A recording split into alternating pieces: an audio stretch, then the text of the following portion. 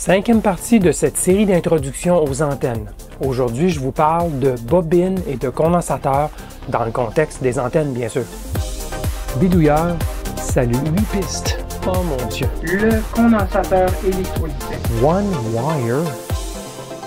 Bidouilleur, salut. Cette vidéo est la suite de la série de 4 vidéos d'introduction aux antennes.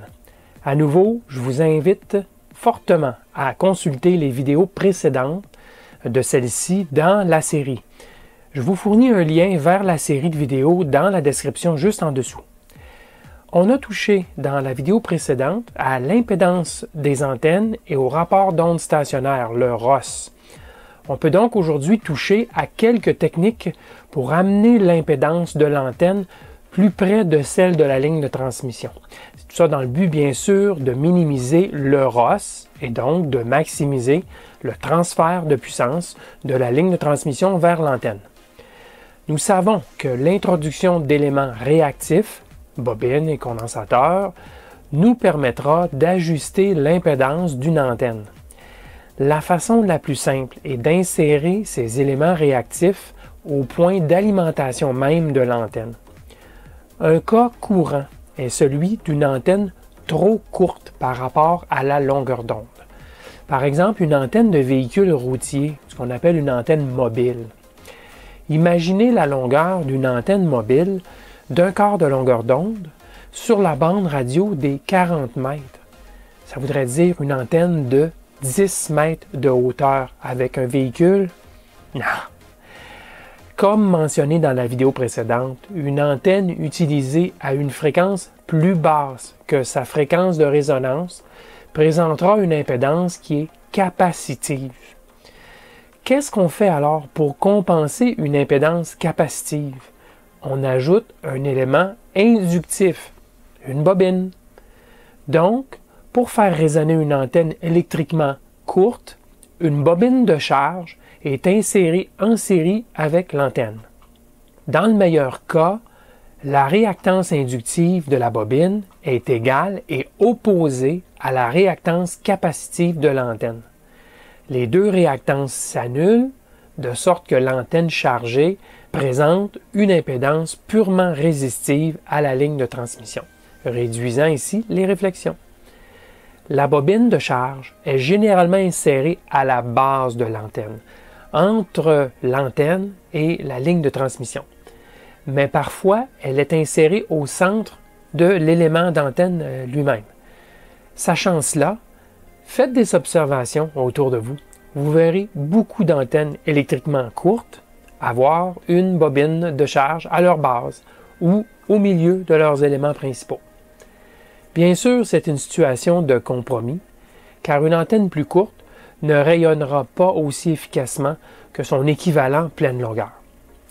Mais les contraintes d'espace sont souvent non négociables. C'est le cas d'une station mobile.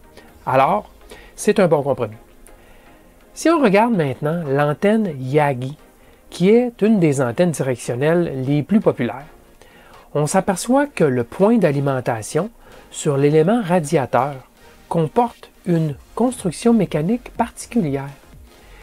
Et oui, vous le devinez, il s'agit d'éléments d'adaptation d'impédance. L'antenne Yagi possède naturellement une impédance inférieure à 50 ohms.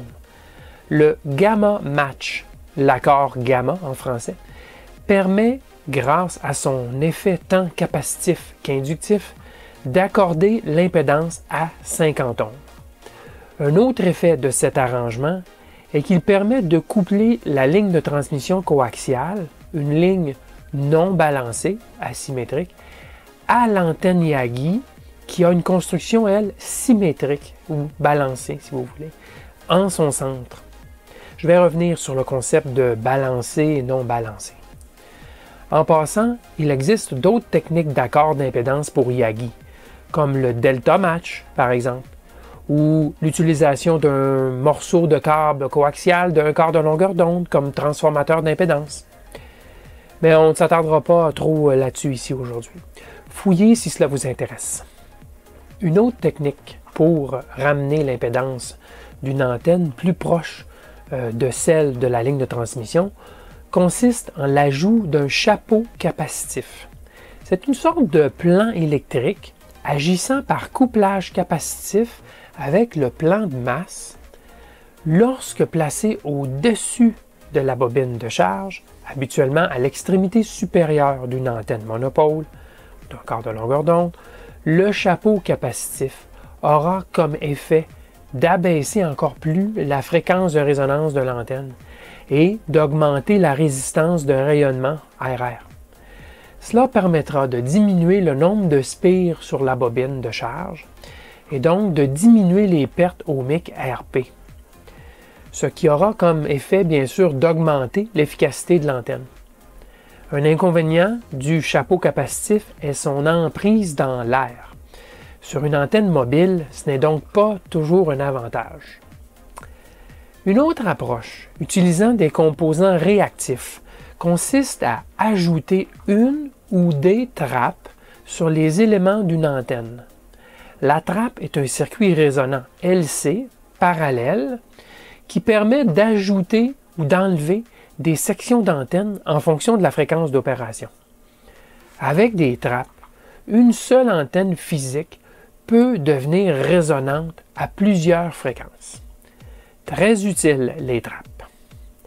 Voyez cette antenne quart de longueur d'onde verticale à deux bandes de fréquence, les bandes radio de 7 MHz et 14 MHz.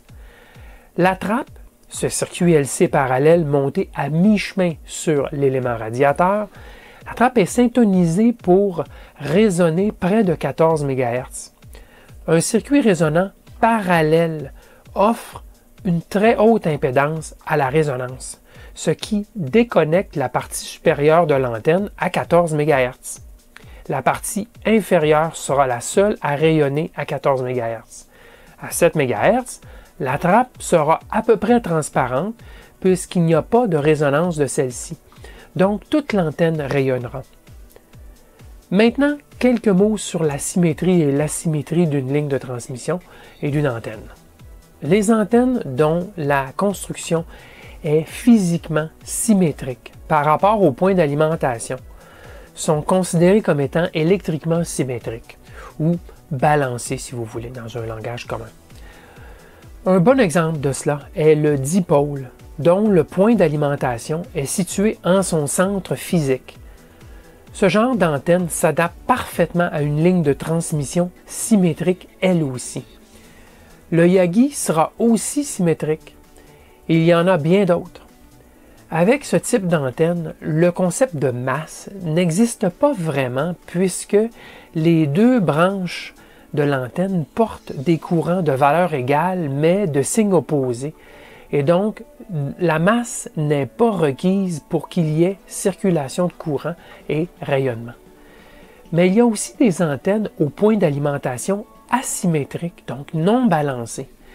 C'est le cas d'une antenne verticale, le monopôle, d'un quart de longueur d'onde. Et c'est aussi le cas de la majorité des antennes mobiles. Là, on a une masse, un plan de masse, et le rayonnement de l'antenne dépend de la présence de ce plan de masse. Comme pour les antennes, il existe deux grandes classes de lignes de transmission, symétrique et asymétrique. La ligne symétrique, balancée, à gauche, est construite de sorte que les courants sont toujours égaux et de sens opposé dans les deux branches de la ligne. Vous vous rappelez peut-être du câble d'antenne de télévision 300 ohms dans le passé. C'est une ligne symétrique sans masse. La ligne de transmission balancée est moins utilisée de nos jours sur les antennes car le câble coaxial à droite est roi et maître aujourd'hui. Bien, le coax, c'est une ligne asymétrique, donc non balancée, de par sa construction physique. Et il y a une référence, la tresse extérieure, qui tente de porter la masse jusqu'à l'antenne. Alors, très souvent, on a des antennes symétriques, mais des lignes de transmission asymétriques, puisque le câble coaxial est très populaire. Pouvons-nous connecter les deux et obtenir une bonne performance? Oui, mais ce n'est pas conseillé, ce n'est pas l'idéal pour la raison suivante. En utilisant une ligne asymétrique, comme un coax, sur une antenne symétrique, le moindrement débalancer l'antenne. Il pourrait y avoir circulation de courant sur l'extérieur de la tresse du câble coaxial. Ce n'est pas bon cela, car le câble coaxial devient partie intégrante de l'antenne et il y aura rayonnement du câble. Tout cela est un peu compliqué à vous expliquer ici. Mais comment interfacer les deux alors, symétrique et asymétrique? On utilise un transformateur RF qu'on appelle un ballon. En fait, un ballon en anglais qui vient du mot balance et unbalance, ballon. Un ballon permettra donc de transformer les courants circulant d'un mode symétrique, balancé, en un mode asymétrique, non balancé. Et vice-versa, bien sûr. On installera le ballon à l'antenne, par exemple au point d'alimentation d'un dipôle. Puisque c'est un transformateur bobiné, on aura aussi l'occasion, avec un ballon, de faire une transformation d'impédance. Certains ballons transforment l'impédance dans un rapport de 4 à 1, par exemple de 200 ohms pour l'antenne à 50 ohms pour la ligne de transmission.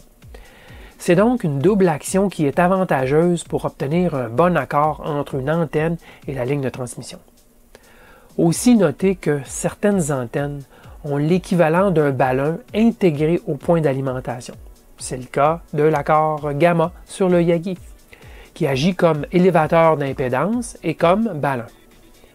On pourra ainsi attaquer le Yagi courant avec un câble coaxial de 50 ohms.